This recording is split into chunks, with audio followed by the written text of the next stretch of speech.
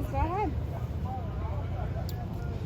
What's your thoughts overall on being here and seeing an undefeated Kentucky team at this point in the season? Well, I thought you were going to talk about the campus. It looks pretty beautiful and a nice day, and just trying to get to know all the people. And I've seen the Willie T. Library, which looks awesome, and probably the tallest library I've ever seen in my life. But the game itself, it's going to be a great matchup. I'm really looking forward to it. Kentucky's been a team that has steadily just won games. I don't know exactly how, but every single week it's been a different form or shape. You know, offensively they've been better.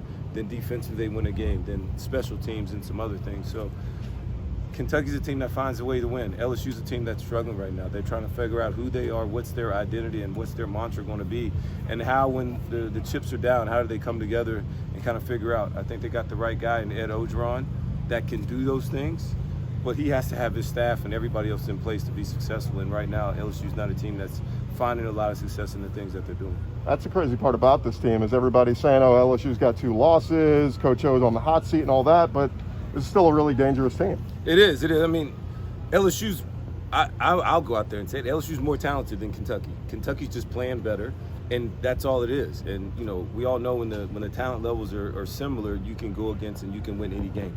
The problem with Kentucky has been that they have played down to the competition, to every team that they've played. Or they played up. You saw what they did against Florida with the crowd and everybody, how into it they were last week. That is the capability that they have to play every week if they did it, you know, with themselves.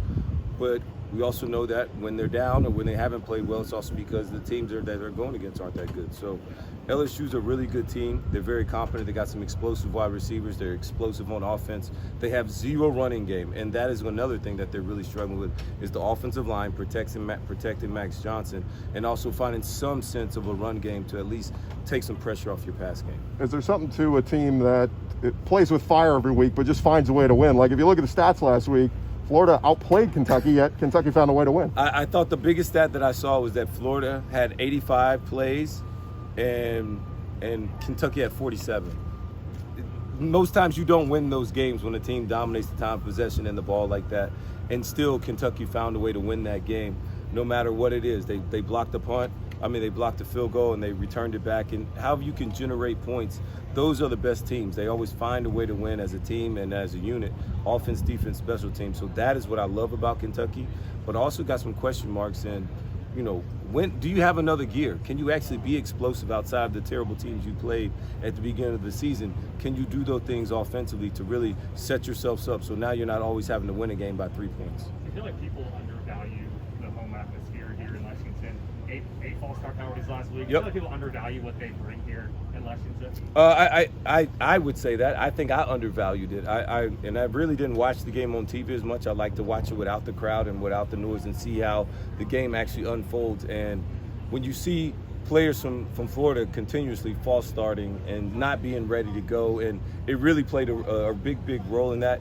Bravo to Kentucky. It looks like a legit home field advantage. I also think coming off of last year in 2020 where there were no fans, how much it really is affecting teams this year, I think it counts twice. I think the crowd here is going to be fired up. I can't wait to see the fans out here tomorrow, and Kentucky has to take advantage of that. Every time you got a home field game, you have to make sure the crowd's fired up and really making those teams jump off sides. And, you know, you talked about the 8 penalties, the 8 false starts. Well, 6 of them were on 3rd and 4th down. So not only were they false starts, but they were at key times and key positions of that game that really kind of put it in Kentucky's favor, that allowed them to win that game, even though they were kind of outplayed by Florida. What's the key to this game tomorrow? You know, it's going to be, can LSU run the ball? If LSU has some sense of running the ball, which maybe they can reinvent the wheel, I don't think they can do that. If they can do that, I think that kind of puts out off balance for Kentucky, and Kentucky has not prepared for that at all. And also, if Kentucky can get some explosive plays offensively and not turn the football over, they cannot turn the football over against this LSU team, because LSU, the way they're playing, they're not going to beat anybody. But if you help them out by turning the football over and playing sloppy early and not using the crowd and doing what you've been doing for a Kentucky team and allowing LSU to kind of build momentum early, you're going to be in a long dogfight. And LSU has the team and the players to all of a sudden feel themselves or get the confidence going to now go out there and win this game. You said Kentucky has that next level and need to get to, that extra gear. How do they get that, and what are the kind of those weaknesses that that you think they need to kind of capitalize Well, on? I think you got to continue to get Wan'Dale Robinson the ball in whatever shape, form, and facet that is, one-on-one routes outside or building formations. Josh Ali's another guy that has to step up. I really hadn't seen him make big plays down the field since the first 2 games of the season. You have to continue to lean on this passing game when the offensive game, when the running game is not always going. Chris Rodriguez did a better job of holding onto the football last week. And Kavasier Smoke, where's he been at? I haven't seen him being a vital part of this offense. He's an explosive running back. You have to find ways to get creative, getting guys the ball outside of just normally where you see them, which is behind the quarterback or just in the run game. I think you got some players, you just got to find a way to mix it up and get them the ball in space so now you can take advantage of what they do best. And I think if they do that, they got a chance. And, you know, Will Levis, can he complete a 3rd and 6? You know, the simple plays. I know he can throw it 45 yards, 50 yards and look great doing that and run and jump over people. But can you complete a 3rd and 6 or a 3rd and 7 and really just continue to keep the drive going? The little things are what complements each other, offense, defense. That's what I need to see out of Kentucky. If they do that, the sky's the limit. And it's coming really fast because next week you got Georgia. So it's coming. So your time is coming. So you really need to be playing your best football going forward.